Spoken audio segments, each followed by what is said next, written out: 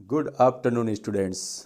हम class 12th की पढ़ रहे हैं किरण प्रकाश की, जिसमें आज हम पढ़ेंगे पतले लेंस से अपवर्तन। तो आज का हमारा टॉपिक है पतले लेंस से अपवर्तन।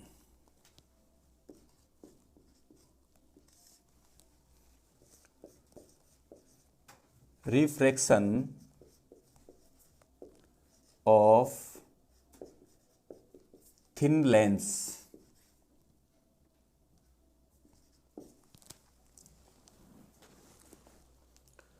विद्यार्थियों, हम मान लेते हैं कि यह हमारा पतला लेंस है।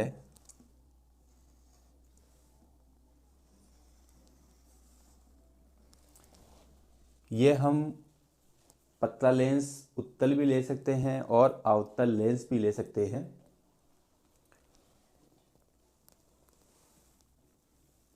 ये मान लो टॉप वाले हिस्से को हम हाई मान लेते हैं, नीचे वाले को लो मान लेते हैं।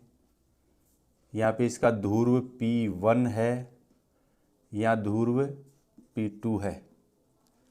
दोनों ध्रुव को मिलाने वाली रेखा जो कि इनके गोलों के केंद्र से गुजरती है, इस गोले ये भी इस गोले का एक भाग है। जो पहली पृष्ठ है HP1L, ये किसी न किसी गोले का भाग है। उस गोले का केंद्र को हम वृत्ता केंद्र C1 कहते हैं। और ये जो दूसरी पृष्ठ है HP2L, ये भी किसी न किसी गोले का भाग है। इसका वक्रता केंद्र C2 है। हम क्या करते हैं, यहाँ पर इसका ये प्रकाशिक केंद्र O है, ऑप्टिकल सेंटर।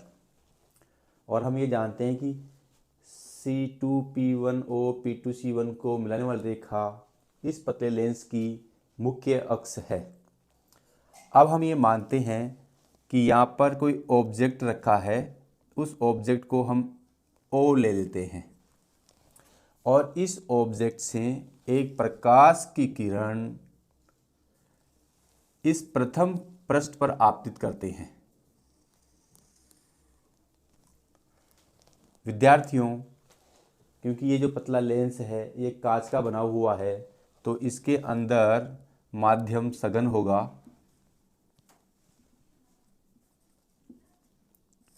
या इसे मैं म्यू2 मान लेता हूँ। इधर माध्यम विरल होगा जिसका अपवर्तनांक μ1 है। इधर भी ये बाहर विरल होगा जिसका अपवर्तनांक μ1 ही रहेगा।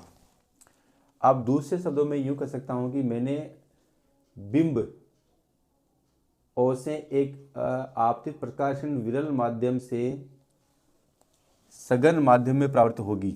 अब जब भी हम जानते हैं कि कोई प्रकाश की किरण विरल माध्यम से सघन माध्यम में जाती है, तो वह अभिलंब की ओर झुक जाती है। और इसका अभिलंब कौन सा होगा?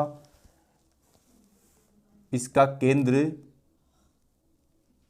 इसके आपतित बिंदु को इसके वक्रता केंद्र से मिलाने वाली जो रेखा होगी वो ही इसका अभिलंब होगा। ये मानता हूँ। अभिलंब को अंग्रेजी में बोलते हैं नॉर्मल, इसलिए इसको मैंने दिया N1। यदि ये आपतित किरण नहीं इस पृष्ठ पर नहीं टकराती तो इसका वास्तविक पथ ये होता। वास्तविक पथ, जब भी कोई प्रकाश की किरण आपतन बिंदु पर अपवर्तित होती है तो वो अपने मूल पद से या वास्तविक पद से विचलित हो जाती है। क्योंकि यह किरण विरल माध्यम से सघन माध्यम की ओर जा रही है, अतः ये अभिलंब की ओर झुक जाएगी। ये अभिलंब की ओर झुक जाएगी, अर्थात इसका प्रकाश का वेग कम होने के कारण ये अभिलंब की ओर झुक जाएगी। और यदि इसका उल्टा होता तो ये अभिलंब से दूर हटती, अभिलंब की ओर झुकेगी, तो ये अपवर्तित होने के बाद में इधर जाएगी, जो मुख्य अक्ष को आई डेक्स पर काटती है। तो ये मैंने एक आपतित किरण ली, आपतन बिंदु पर अपवर्तित होने के बाद में इसका प्रतिबिंब आइडेक्स बना। अब हम ये भी जानते हैं कि मुख्य अक्ष से प्रकाश केंद्र से गुजरने वाली रेखा बिना विचलित हुए सीधी निकल जाती है। ये दोनों जहाँ पर काटती है वहाँ ही प्रतिबिंब बनेगा। तो ऑब्जेक्ट O या बिंब O का सतह HP1L के द्वारा प्रतिबिंब आइडेक्स बना। तो ये प्रथम सतह से प्रतिबिंब आइडेक्स द्वितीय सतह HP2L के लिए आभासी बिंब का कार्य करेगा। तो हम लिख सकते हैं कि एक पतले लेंस की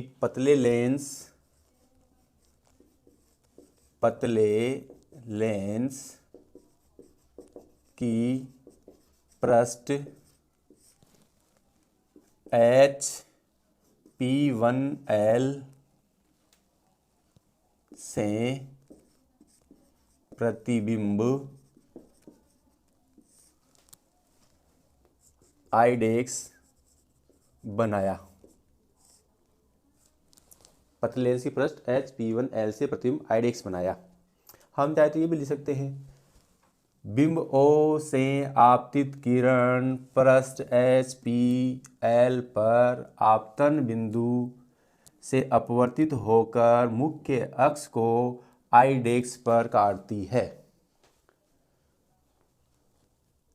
परंतु मेरा अर्थ ये नहीं है कि इस पूरी लैंग्वेज को लिखकर हम लैंग्वेज से बोर्ड को भर दें। हमारा अर्थ रे डायग्राम को समझने से है। जितना रे डायग्राम क्लियर हो जाएगा आप लैंग्वेज कितनी बना सकते हो, कोई प्रॉब्लम नहीं आएगी। तो हम शॉर्ट एडिशन लेते हैं। पतले लेंस की पृष्ठ HLP1 से प्रतिबिंब आइडेक्स बनाया।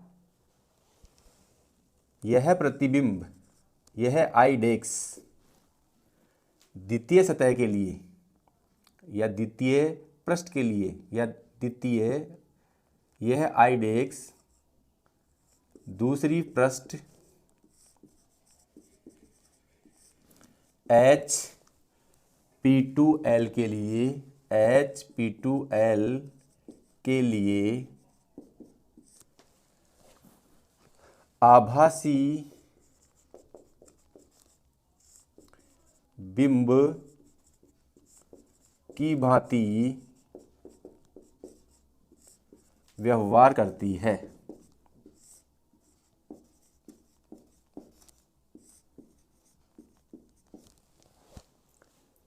यह आइडेक्स दूसरी पृष्ठ HP2L के लिए आभासी बिंब की भांति कार्य करती है। अब हम लिखेंगे पतले लेंस की पृष्ठ HP2L से प्रतिबिंब, या मैंने आपको बताया था कि जब गोलीय पृष्ठ से अपवर्तन होता है तो उसका सूत्र आपको आता है μ2/v minus μ1/u is equal to μ2 minus μ1/r।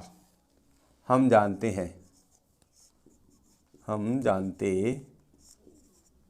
हैं कि गोलीय पृष्ठ से अपवर्तन के लिए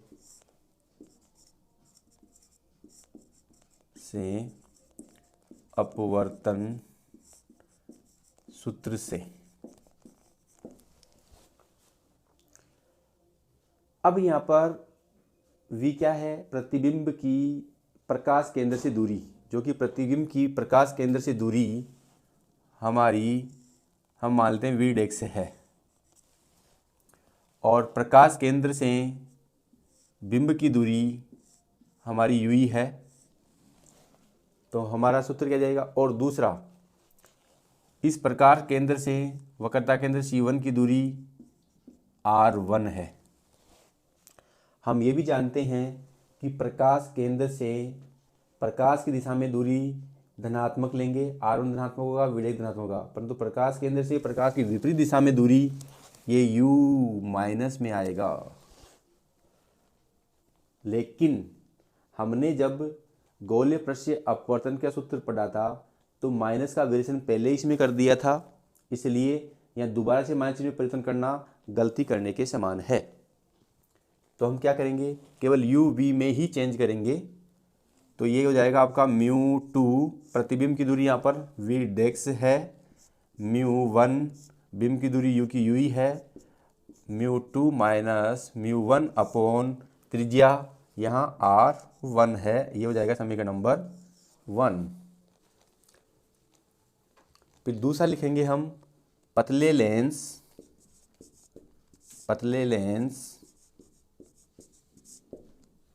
के पृष्ठ HP2L से प्रतिबिंब।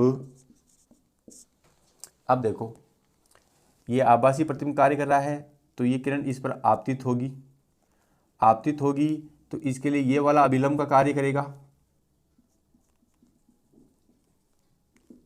जैसे मान लो ये अभिलंब N2 है, और यदि ये रेखा विचलित नहीं होती तो सीधी यूं निकलती, परंतु ये अपवर्तित होने के कारण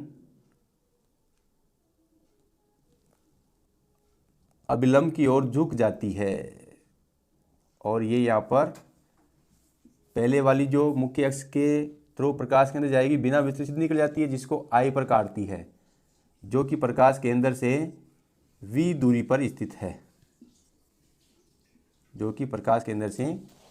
स्थित है, यह इस आरेख का वास्तविक प्रतिबिंब है। तो पतले लेंस के पृष्ठ HP2L का वास्तविक I है, जो प्रकाश केंद्र से V दूरी पर रखा हुआ है। प्रतिबिंब I बनाया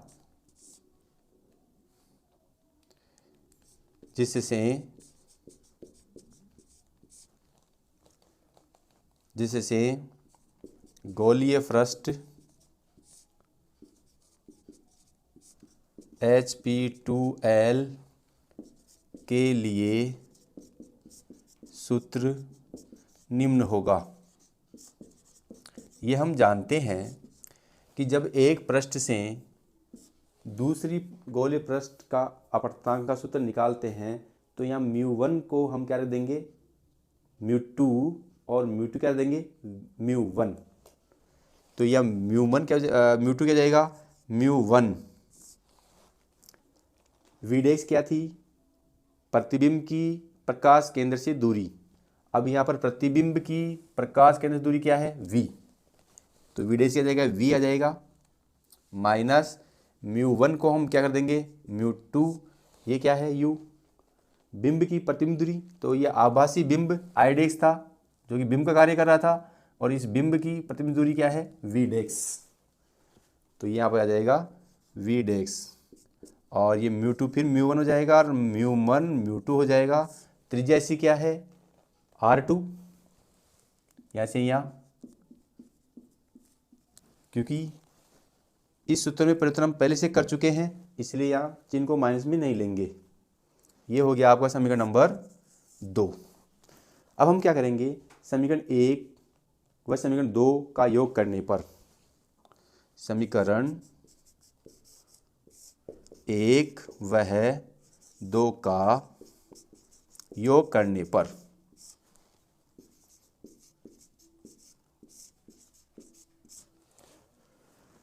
लेफ्ट साइड जुड़ेगी, राइट साइड से जुड़ेगी। तो μ2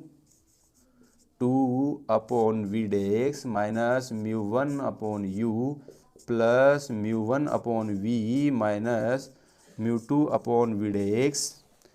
ये आपका μ2 minus μ1 upon r1 plus μ1 minus μ2 upon r2।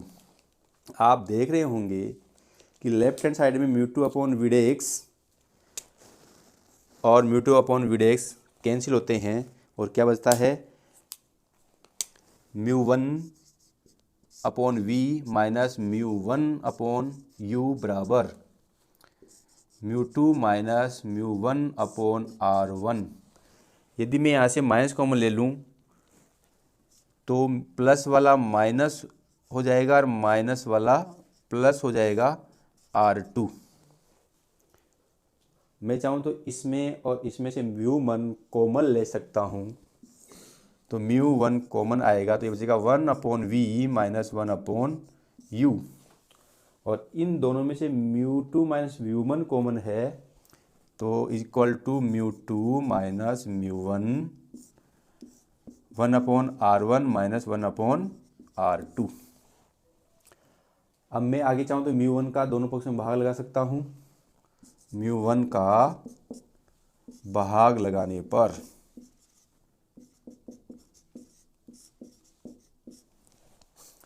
μ1 का भाग लगाएंगे तो ये आएगा 1/v minus 1/u is equal to μ2 minus μ1/μ1 bracket में 1/r1 माइनस 1/r2। आगे इसको मैं अलग अलग कर दूंगा, μ2/μ1 minus μ1/μ1 equal to 1/r1 minus 1/r2। Left hand side as it is आएगी 1/v1 माइनस 1/u। u2/u1 को मैं मान लेता हूँ म्यू, v1 में v1 का डिवाइड करते 1 आएगा और ये 1/r1 माइनस 1/r2, चूँकि म्यू इज इक्वल टू μ2/μ1।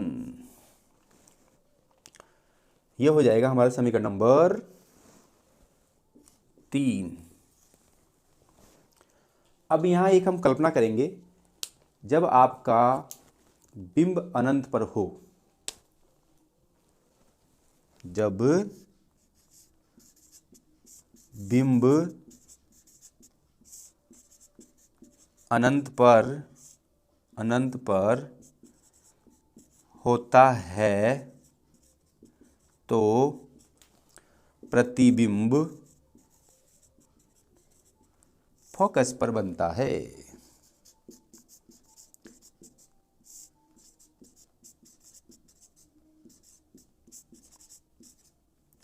अर्थात बिंब अनंत पर है तो बिंब की प्रकाश केंद्र से दूरी अनंत होगी और प्रतिबिंब की प्रकाश केंद्र से दूरी f होगी। ये दोनों मान समीकरण 3 में रखने पर तो हमारा क्या आएगा, 1/v को हम रख देंगे f minus 1/∞ is equal to mu minus 1/r1 minus 1/r2। 1 में इनफिनिटी 0 आएगा तो 1/f is equal to mu minus 1/r1 minus 1/r2। समीकरण नंबर 4। समीकरण 4 लेंस मेकर सूत्र है। समीकरण 4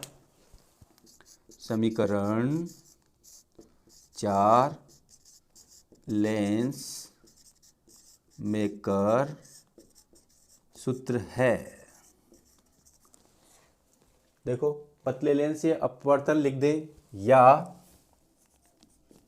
लेंस मेकर सूत्र रख दें, एक ही बात है। अंग्रेजी में कहेंगे लेंसेज मेकर्स फॉर्मूला।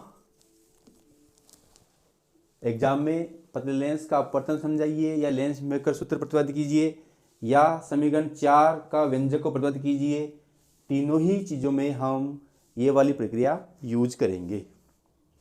अब एक महत्वपूर्ण बात है, आप देख रहे होंगे कि समीकरण 3 में राइट हैंड साइड और समीकरण 4 में राइट हैंड साइड इक्वल है। जब दो समीकरणों की राइट हैंड साइड इक्वल होती है तो उनकी लेफ्ट हैंड साइड भी इक्वल होती है। अतः समीकरण 3 व 4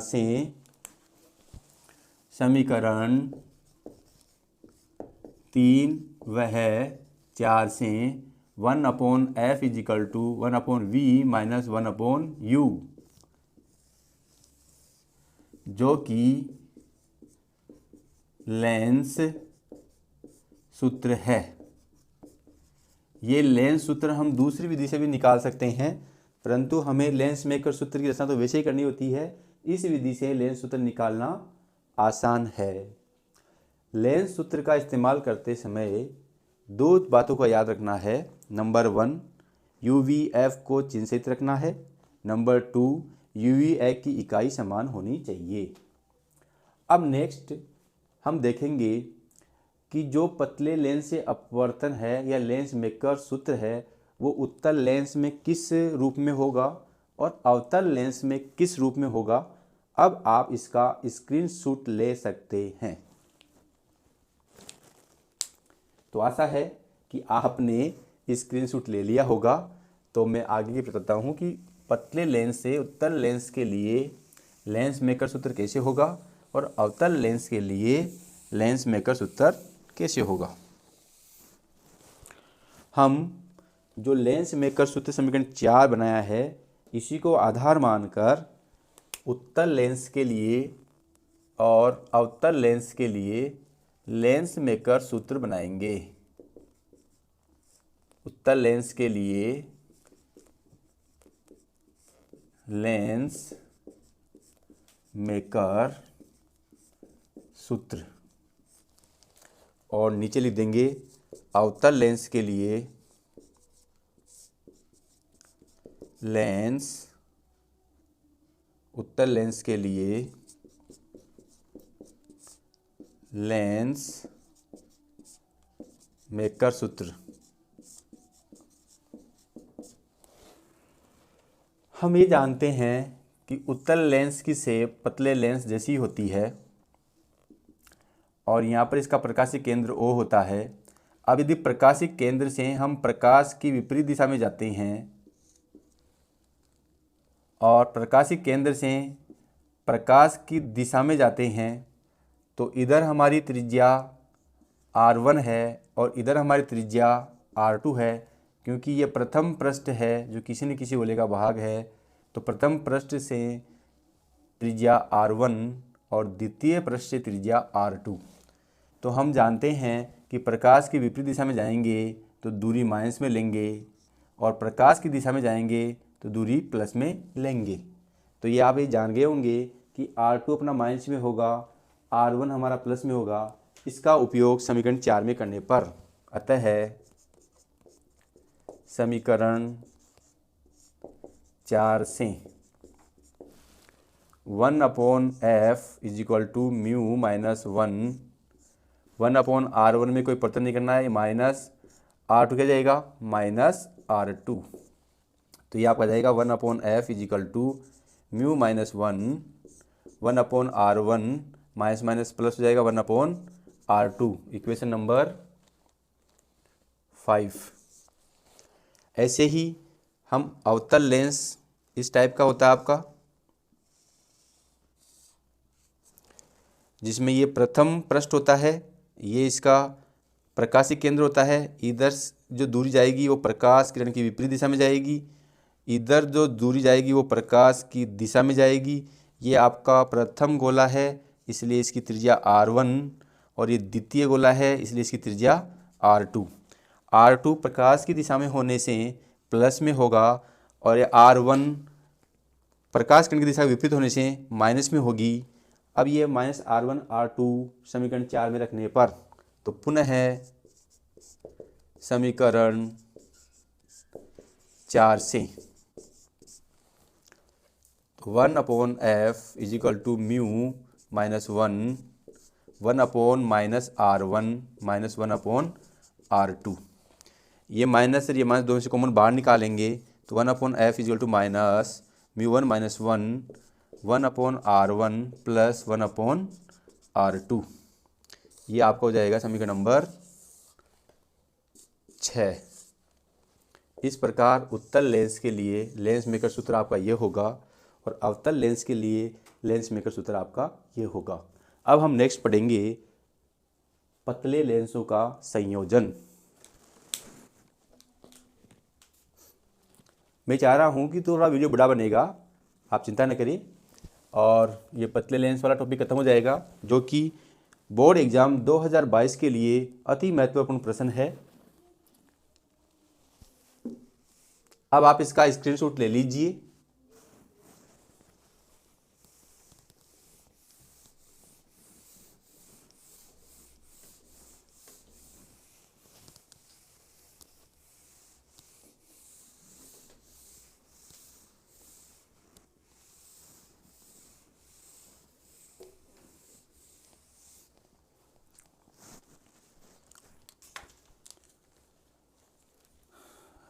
पतले लेंसों का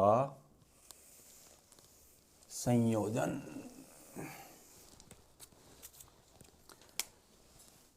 पतले लेंसों का संयोजन अंग्रेजी में कहेंगे कॉम्बिनेशन ऑफ थिन लेंसेज।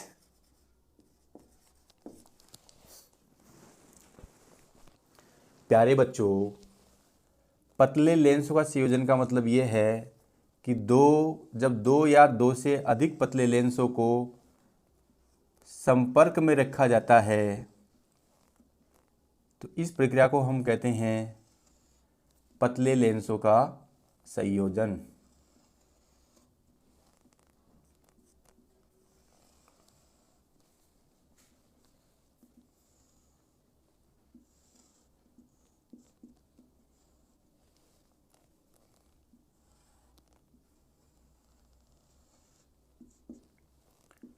माना कि आपका लेंस L1 है और ये लेंस L2 है,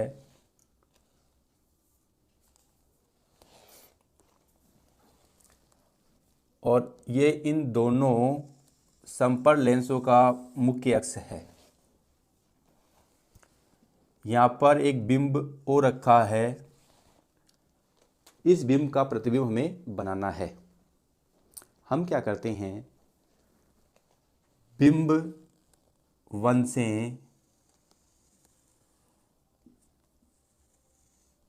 एक किरण आपतित करते हैं जो अपवर्तित होकर अभिलंब की ओर झुक जाती है। और हम ये भी जानते हैं कि मुख्य अक्ष से प्रकाश के केंद्र से गुजरने वाली रेखा बिना विचलित हुए सीधे निकल जाती है। ये दोनों अपवर्तित किरणें जहाँ मिलती हैं वहाँ प्रतिबिंब आइडेक्स प्राप्त होता है। ये प्रतिबिंब आइडेक्स इस द्वितीय लेंस L2 के लिए आभासी बिंब का कार्य करता है। जब ये प्रकाश की किरण इस पे आपतित होती है तो अपवर्तित होकर अभिलंब की ओर झुक जाती है और नया प्रतिबिंब I बनाती है, जो कि वास्तविक प्रतिबिंब होता है। तो यह आभासी बिंब द्वारा अंतिम प्रतिबिंब I है। अब हम लिखेंगे पतले लेंस L1 से प्रतिबिंब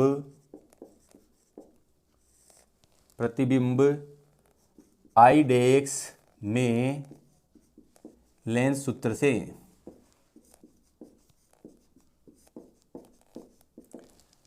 स्टूडेंट्स, हम जानते हैं 1/v minus 1/u is equal to 1/f। ये होता है आपका लेंस सूत्र। अब हम मान लेते हैं कि प्रथम जो ये v जो है वो है प्रकाशिक केंद्र से प्रतिबिंब की दूरी, और चित्र में प्रकाशिक केंद्र से प्रतिबिंब दूरी हम मान लेते हैं v डेक्स है। तो 1/v डेक्स ये दूरी अपन मान लेते हैं v डेक्स है, और ये दूरी हमारी u है। तो बिंब की प्रकाश केंद्र से दूरी u की u ही है, और प्रथम लेंस पतले लेंस की फोकस दूरी माना f1 है, जहाँ f1 L1 की फोकस दूरी है।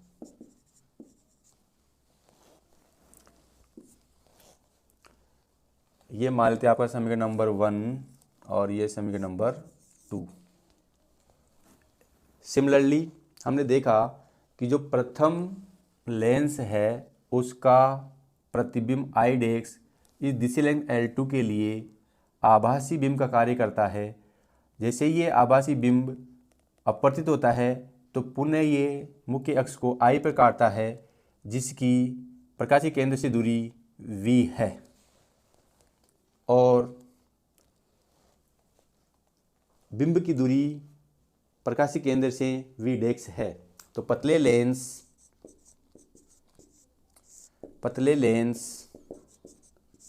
L2 से प्रतिबिंब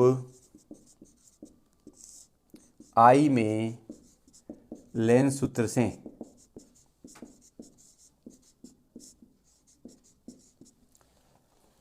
प्रतिबिंब की प्रकाशीय केंद्र से दूरी हमने V मानी है और प्रकाशीय केंद्र से बिंब की दूरी V' है और फोकस दूरी द्वितीय लेंस की F2 है, जहां F2 L2 की फोकस दूरी है। प्यारे विद्यार्थियों, मैं लैंग्वेज अधिक से अधिक बोल रहा हूं और कम से कम लिख रहा हूं, क्योंकि यदि आप एग्ज़ाम में पतले लेंसों के सेजन में कम लैंग्वेज लिखते हैं तो आपका जांच करने वाला परीक्षक भौतिक विज्ञान का लेक्चर होता है, अतः वो इस चीज़ को तुरंत समझाएगा कि बच्चे ने कार्य नीट एंड क्लीन किया है। ज़्यादा लैंग्वेज इंपॉर्टेंट नहीं है, इसमें रे डायग्राम समझना मस्ट इम्पोर्टेंट है। अब ये से हम दे देंगे समीकरण नंबर 3। अब हम समीकरण 2 और समीकरण 3 का योग करेंगे। तो समीकरण 2 व 3, समीकरण 2 प्लस समीकरण 3 से लेफ्ट में लेफ्ट जुड़ेगी, राइट में राइट जुड़ेगी, तो 1/Vdx minus 1/u plus 1/v minus 1/Vdx is equal to 1/F1 plus 1/F2। अब आप देख रहे होंगे लेफ्ट हैंड साइड में 1/Vdx से 1/Vdx कैंसिल, तो आपका क्या बचा 1/v minus 1/u is equal to 1/F1 plus 1/F2। हम जानते हैं कि 1/v माइनस 1/v लेंस सूत्र से 1/F होता है, तो 1/F1 प्लस 1/F2, ये भी आपका F2 है। तो ये आपका हो गया समीकरण नंबर 4, जो कि दो पतले लेंसों के संयोजन को दर्शाता है, जो दो पतले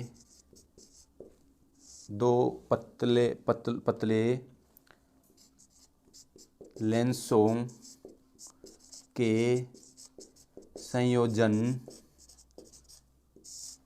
को दर्शाता है। हम जानते हैं कि फोकस दूरी के व्यतिक्रम को लेंस समता कहते हैं। अतः 1/F is equal to P 1/F1 प्रथम फोकस के व्यतिक्रम को प्रथम लेंस समता कहेंगे और द्वितीय फोकस दूरी के व्यतिक्रम को द्वितीय लेंस समता कहेंगे। ये मान समीकरण 4 में